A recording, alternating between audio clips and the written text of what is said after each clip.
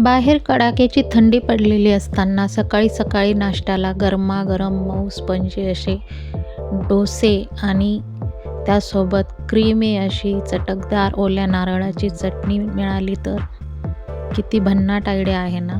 चला तर मग लगेच सुरुवात करू. नमस्कार, मी मनीषाज किचनमध्ये तुमचं स्वागत आहे. तर इडली किंवा डोसे बनवायचे असतील तर त्याची तयारी आदल्या दिवशीच करायला लागते.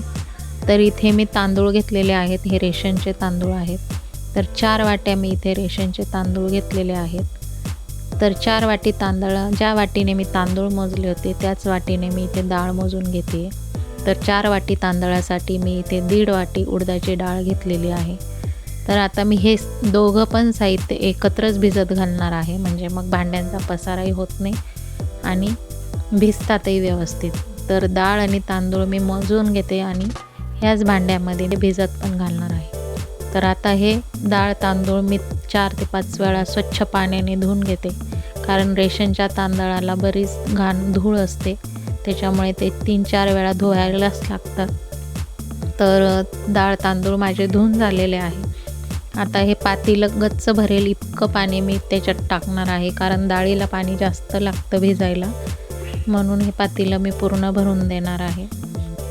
त्यानंतर मी इथे मेथ्या घेतलेल्या आहेत, 2 टेबलस्पून मेथ्या मी त्यातच भिजायला टाकणार आहे. मेथ्यांमुळे इडलीला जाळी खूप छान पडते आणि हिवाळ्यामध्ये मेथी खाल्लेली पण चांगलीच असते कमरेसाठी. आता 7 ते 8 तास हे असंच भिजू द्यायचं आहे. तर हे बघा, आपले डाळ तांदूळ किती छान भिजले आहेत. मी सकाळी भिजत घातले होते, आता रात्र झालेली आहे. आता हे सगळं मी मिक्सरला वाटून घेणार आहे. आता हे भिजवलेलं पाणी टाकून द्यायचं आणि हेच पाणी थोडं थोडं घेऊन आपल्याला सगळं बॅटर वाटून घ्यायचं आहे, कारण आपण तांदूळ चांगले स्वच्छ धुवून घेतले होते, त्याच्यामुळे ते पाणी चांगलंच आहे आणि फर्मेंट होण्यासाठी त्या पाण्याचा उपयोग होतो, म्हणून हे पाणी फेकून द्यायचं नाही. तेच पाणी थोडं थोडं डाळ तांदूळात टाकून आणि बॅटर आपल्याला वाटून घ्यायचं आहे. तर हे बघा, अशा पद्धतीने स्मूथ आणि अगदी बारीक पेस्ट आपल्याला वाटून घ्यायची आहे, म्हणजे डोसे छान स्पंजी होतात. तर अशाच पद्धतीने मी सगळं बॅटर वाटून घेणार आहे. आता हे सगळं फर्मेंट होण्यासाठी आपण जे भांड्यात ठेवणार आहोत ते भांडं जरा मोठंच घ्यायचं. माझ्याकडे मोठं पातेलं नाही, म्हणून मी हा डब्बा घेतला आहे. डब्यामध्ये झाकण पण पॅक बसेल, त्याच्यामुळे थंड हवा त्यात जाणार नाही आणि बॅटर छान फर्मेंट होईल आणि त्याचे छान स्पंजी असे डोसे तयार होतील. तर आता थंडी असल्यामुळे फर्मेंट व्हायला उष्णता कमी मिळते, म्हणून मग हवा बंद डब्यातच ठेवणार आहे. तर हे बघा, अशा पद्धतीने मी सगळं बॅटर वाटून घेते. इथे मी अर्धी वाटी पोहे भिजत घातले होते, तर ते पोहे पण मी वाटून घेते. पोह्यांमुळे छान असे कुरकुरीत आणि स्पंजी असे डोसे तयार होतात, त्याच्यामुळे थोडेसे पोहे नक्की टाकायचे. तर पोहे पण आता छान वाटून झाले आहेत, ते पण मी त्याच्यात टाकून घेते. अशा पद्धतीने सगळं बॅटर माझं वाटून झालेलं आहे. तर हे बघा, तुम्ही बघू शकता. तर सगळं बॅटर माझं वाटून झालेलं आहे. आता हे सगळं चांगलं व्यवस्थित मिक्स करायचं आहे. एकसारखी कन्सिस्टन्सी त्याची झाली पाहिजे, त्यासाठी सगळं त्याच्यामध्ये मिक्स करायचं, म्हणजे वाटलेले पोहे, डाळ तांदूळ सगळं व्यवस्थित मिक्स झालं पाहिजे. आता हे असं मिक्स केल्यानंतर मी त्यात टाकून घेणार आहे चवीप्रमाणे मीठ.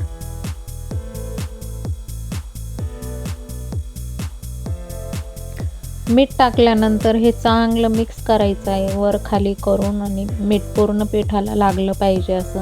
आणि आत्ता मीठ टाकण्याचं कारण म्हणजे उद्या सकाळी जेव्हा पीठ फुगून वरती येईल, छान फर्मेंट झालेलं असेल, तेव्हा आपल्याला खूप जास्त ढवळायची गरज राहणार नाही. आत्ताच त्याच्यात मीठ व्यवस्थित कालवून घेतल्यामुळे सकाळी अलगद आपण पीठ काढून आणि त्याचे लगेच डोसे तयार करू शकतो, म्हणून मग मी मीठ आत्ताच टाकून घेतलेलं आहे. तर हे बघा, मी बॅटर छान मिक्स केलं. आता याच्यावर झाकण ठेवायचं आणि रात्रभर हे बाजूला ठेवून द्यायचं. तर आता दुसऱ्या दिवशी सकाळी हे बघा, तुम्ही बघू शकता पीठ आपलं किती छान असं फर्मेंट झालेलं आहे. अर्धा डब्बा पीठ होतं, आता गच्च काठापर्यंत भरून आलेलं आहे. असंच पीठ आपल्याला पाहिजे. असं जर पीठ फुलून आलं की त्याचे डोसे अगदी मऊ आणि स्पंजी जाळीदार असे डोसे तयार होतात. हे परफेक्ट कन्सिस्टन्सी आहे.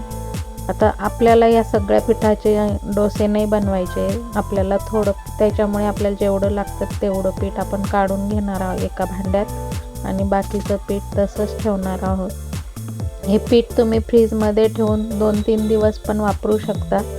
हिवाळ्याचं पीठ आंबट पण नाही, छान होतात डोसे. तर आता आपल्याला जेवढं पीठ लागतं तेवढं मी काढून घेतलं. तर इडली बनवायची असेल तर ही कन्सिस्टन्सी अगदी परफेक्ट आहे. पण आपल्याला डोसे बनवायचे आहेत म्हणून मग मी याच्यात आता थोडंसं पाणी टाकून याचं बॅटर थोडं पातळ करून घेणार आहे. तर हे बघा, तुम्ही बघू शकता मी ते अर्धा ग्लास पाणी त्याच्यात टाकलं आहे आणि डोस्यासाठी लागतं तसं मी बॅटर हे व्यवस्थित मिक्स करून घेते. तर आता बॅटर आपलं तयार झालं आहे. पण डोसे बनवण्याआधी आपण चटणी बनवणार आहोत. तर इथे मी ओलं खोबरं घेतलेलं आहे अर्धी वाटी, 3 ते 4 लसणीच्या पाकळ्या, अर्धा इंच आलं, 2-3 हिरव्या मिरच्या आणि अर्धी वाटी भाजक्या डाळ्या घेतल्या आहे.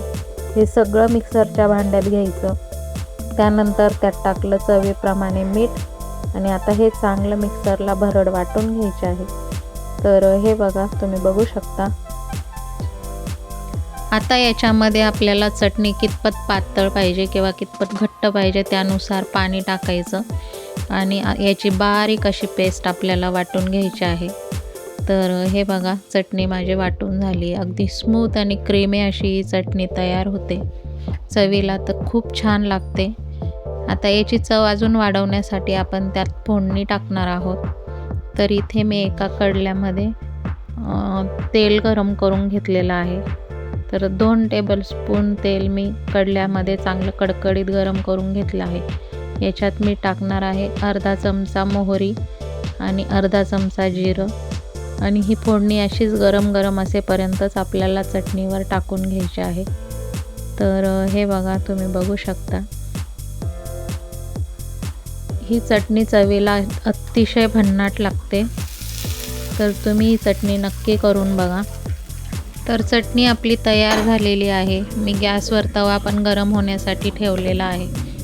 तर माझ्याकडे इथे नॉनस्टिक तवा मी नाही घेतला आहे. चपातीच्या तव्यावरच मी डोसे बनवणार आहे. म्हणून मग मी तवा आधी तेल लावून गरम करून ग्रीस करून घेतला, म्हणजे मग डोसे त्याला चिकटणार नाही. आणि नॉनस्टिक तव्यापेक्षा चपातीचा जो नेहमीचा तवा असतो त्याच्यावरचे डोसे अतिशय छान लागतात. वरच्या बाजूने मऊ स्पंजी आणि खालून अगदी कुरकुरीत असे डोसे तयार होतात. तर हे बघा, मी तव्याला तेल लावायचं, अगदी धूर निघेपर्यंत तवा चांगला गरम होऊ द्यायचा आणि नंतर मग गॅस कमी करून मग डोसा टाकायचा, म्हणजे डोसे अगदी अलगद निघून येतात. अजिबात तव्याला चिकटत नाही. नॉनस्टिक तव्याची सुद्धा अजिबात गरज नाही. तुम्ही नेहमीचा आपला लोखंडी जो तवा असतो त्याच्यावर सुद्धा डोसे बनवू शकता. नॉनस्टिकपेक्षाही त्या तव्यावर डोसे छान होतात. तर हे बघा, तुम्ही बघू शकता. अगदी सहज आणि अलगद आपला डोसा निघतो. थोडंसं आजूबाजूने तेल सोडायचं आणि मग डोसा काढून बघायचा. तर हे बघा, किती सहज डोसा अगदी अलगद उचलला जातो. मी नेहमी ह्याच तव्यावर डोसे बनवत असते. खूप छान होतात. तर मी तुम्हाला अजून एक डोसा बनवून दाखवते.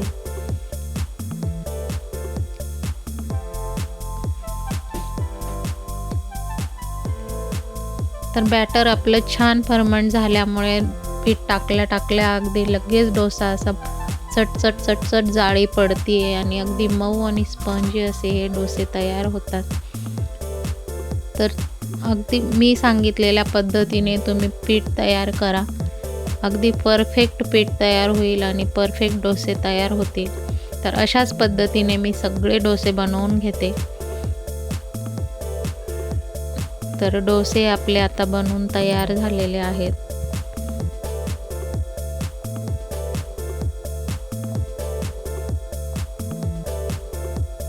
हे बघा, तुम्ही बघू शकता. अगदी गोल्डन ब्राऊन वरून क्रिस्पी आणि आतून अगदी मऊ लुसलुशीत असे हे डोसे तयार झाले आहेत. मी तुम्हाला एक डोसा असा वाळवून पण दाखवते. तर हे बघा किती मऊ आणि लुसलुशीत असे हे डोसे तयार झाले आहेत. तर तुम्ही अशा पद्धतीने डोसे आणि चटणी नक्की करून बघा. तर तुम्हाला माझी रेसिपी कशी वाटली कमेंटमध्ये नक्की सांगा. अजून कुठली रेसिपी तुम्हाला बघायची असेल तर तेही सांगा. रेसिपी आवडल्यास रेसिपीला लाईक करा, शेअर करा आणि माझ्या चॅनलला सबस्क्राईब करा. अशाच नवनवीन रेसिपीजसोबत पुन्हा भेटू. व्हिडिओ शेवटपर्यंत बघितला त्याबद्दल मनापासून धन्यवाद.